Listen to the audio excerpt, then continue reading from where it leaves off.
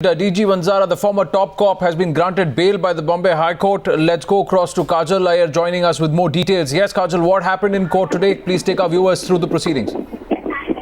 DG Vanzara had applied for bail in the Bombay High Court. The case had been going on for quite some time now, and he has been in jail for 7 years now. And the contention of his lawyer was that the other accused in the particular case, like another officer Pandian, had already been granted bail, and they were all out on bail, and that's why, on the basis of parity, DG Vanzara was also granted bail, saying that all the other accused in the case are already on bail, and so Vanzara should also be granted bail.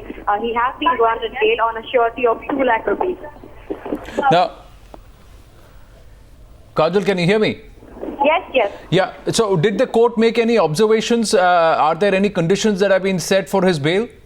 We are still waiting for the final order, but the operative part of the order is that the bail is granted on the grounds of parity, which means because other accused in the same case have been granted bail, so he has also been granted bail, and he has been granted bail on a surety deposit of 2 lakh rupees. So once he furnishes the 2 lakh rupees, DG Vanzara can walk out of jail. Now, did the CBI again oppose his bail plea? Was there strong opposition that was met out in court? Well, like I mentioned before, the CBI did not have much ground to oppose because there were already the other accused, like Pandian and various other officers, who were out on bail already.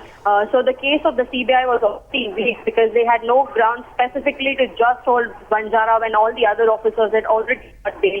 And this was what was used by his lawyer to argue in court for his bail. Now, because the CBI in the past had maintained that he was politically well connected and may tamper with evidence and hamper the investigation process in the entire Sohrabuddin fake encounter case.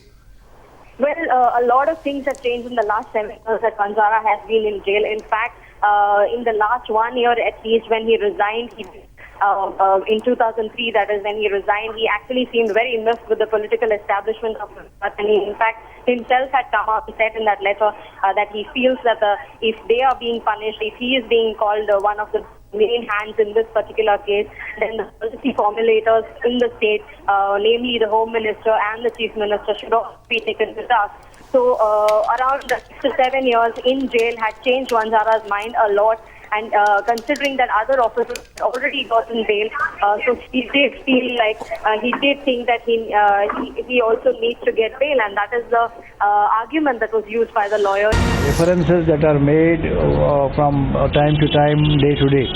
But then what is important is that initiative is to be taken at the diplomatic level, and this should not be delayed also, because you see, with passage of days and weeks, we find that during the past 1 month we have come across a number of killings of our Jawans, which is very sad.